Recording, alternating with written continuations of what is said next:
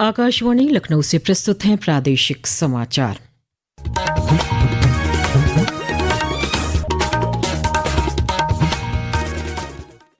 मुख्य समाचार।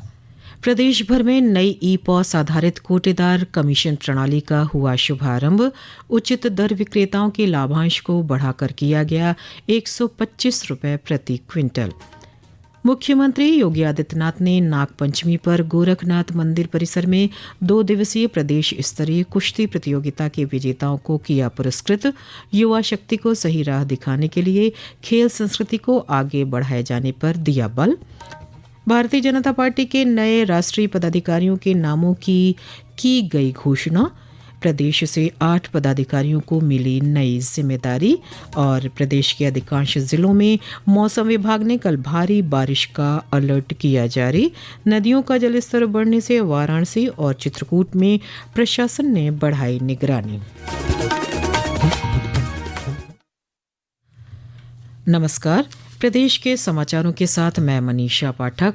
अब समाचार विस्तार से। मुख्यमंत्री योगी आदित्यनाथ ने आज उचित दर विक्रेताओं के लिए नई ई-पॉस आधारित कोटेदार कमीशन प्रणाली का लखनऊ से शुभारंभ किया।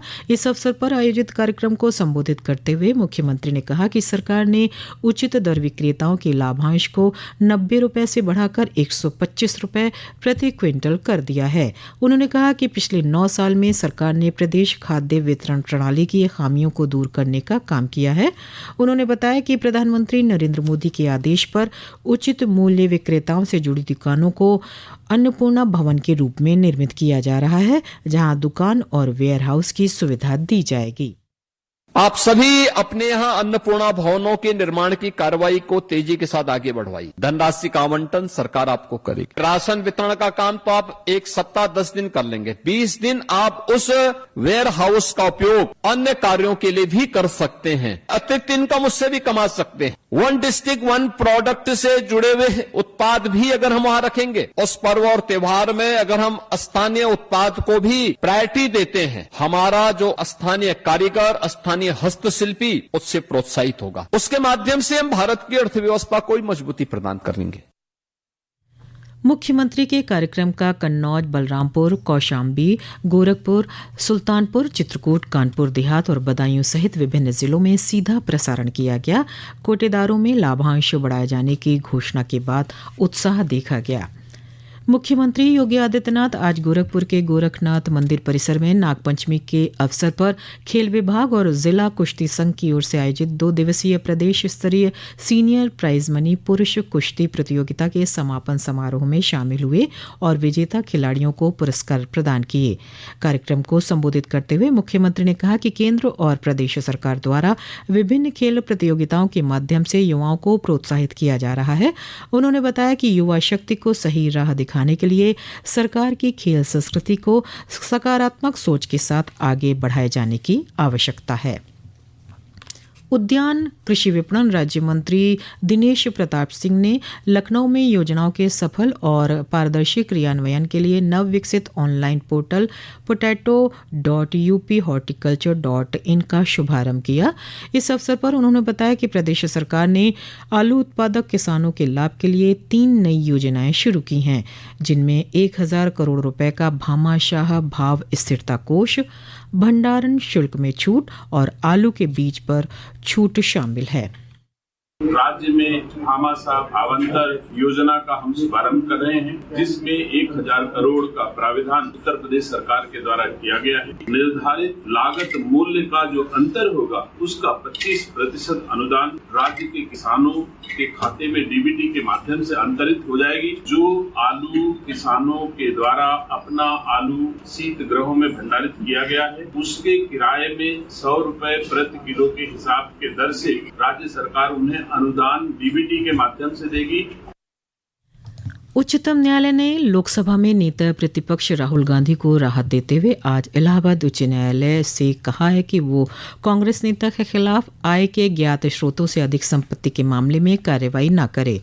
शीर्ष अदालत ने सीबीआई और प्रवर्तन निदेशालय से भी कहा है कि वे गांधी के खिलाफ दर्ज मामले के संबंध में उच्चतम न्यायालय के समक्ष कोई रिपोर्ट दाखिल न करें। प्रधान न्यायाधीश न्यायमूर्ति सूर्यकांत, न्यायमूर्ति जॉय माल्या बागची और न्यायमूर्ति वी मोहना की पीठ उच्च न्यायालय के आदेश के खिलाफ राहुल गांधी की ओर से दायर याचिका पर सुनवाई कर रही थी। ये समाचार आप आकाशवाणी लखनऊ से सुन रहे हैं। ताज़ा समाचार जानने के लिए आप हमारी वेबसाइट newsonair.gov.in पर लॉगिन कर सकते हैं। इसके साथ ही आप प्रादेशिक समाचारों का ये बुलेटिन हमारे YouTube channel news on AIR Lucknow पर भी सुन सकते हैं। भारतीय जनता पार्टी के राष्ट्रीय अध्यक्ष नितिन नवीन ने आज पार्टी के नए केंद्रीय पदाधिकारियों के नामों की घोषणा की। केंद्रीय मंत्री और भाजपा नेता पीयूष गोयल को पार्टी का राष्ट्रीय कोषाध्यक्ष नियुक्त किया गया। श्री बीएल संतोष को राष्ट्रीय महामंत्री संगठन बनाया गया है। वहीं 13 राष्ट्रीय उपाध्यक्षों और 8 राष्ट्रीय महामंत्री नियुक्त किए गए हैं। पार्टी ने अपने विभिन्न मोर्चों के नए प्रमुखों के नाम भी घोषित किए हैं। पार्टी के राष्ट्रीय पदाधिकारियों में उत्तर प्रदेश के अमरपाल मौर्य को ओबीसी मोर्चा का अध्यक्ष बनाया गया है, जबकि कुंवर बासित अली को अल्पसंख्यक मोर्चा की जिम्मेदारी दी गई है। प्रदेश से रेखा वर्मा और प्रोफेसर तारिक मंसूर को राष्ट्रीय उपाध्यक्ष बनाया गया है। हरीश द्विवेदी और स्मृति ईरानी को राष्ट्रीय महामंत्री की जिम्मेदारी मिली है। वहीं डॉक्टर भोला सिंह और संगीता यादव को राष्ट्रीय मंत्री नियुक्त किया गया है। सहारनपुर में आज से अग्निवीर भर्ती रैली शुरू हो गई है। Doctor Bhimrao Ambedkar sports stadium में शुरू हुई भर्ती रैली में पहले दिन हापुड़ जिले की 3 तहसीलों के 899 युवाओं ने शारीरिक दक्षता परीक्षा में हिस्सा लिया। भर्ती रैली 4 सितंबर तक चलेगी।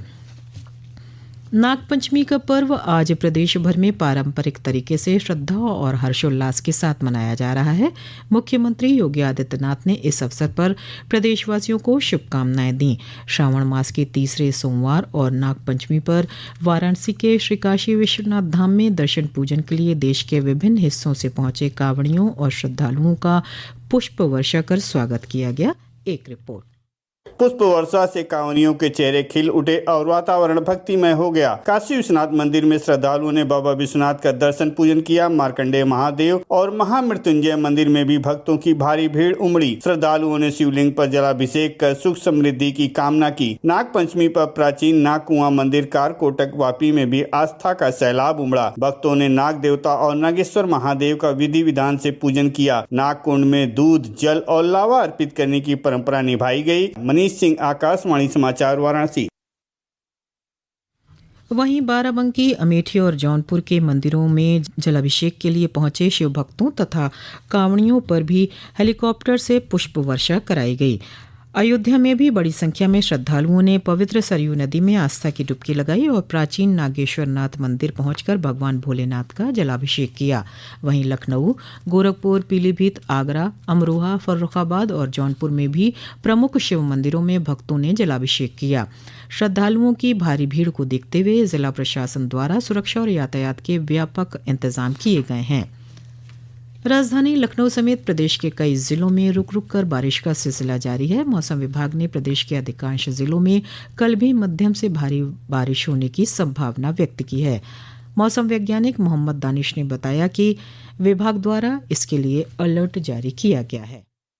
कल भी भारी वर्षा का जो सदर्न पोर्शन है और तराई बेल्ट है वहाँ पर भारी वर्षा होने की संभावना है। जैसा कि लो प्रेशर धीरे धीरे मूव होकर उत्तर प्रदेश की तरफ आ रहा है, तो कहीं ना कहीं 20-21 को फिर से जो उत्तर प्रदेश के साउथ वाले हिस्से हैं, बुंदेलखंड, विंध्या रीजन से बहुत भारी वर्षा आने की संभावना हो सकती है। तापमान में जैसा कि 3-4 डिग्री की गिरावट हुई है, यही क्रम में कल भी रहेगा। बाकी परसों से हल्का हल्का खुलेगा, हालांकि हल्की हल्की बारिश का सिलसिला बना रहा।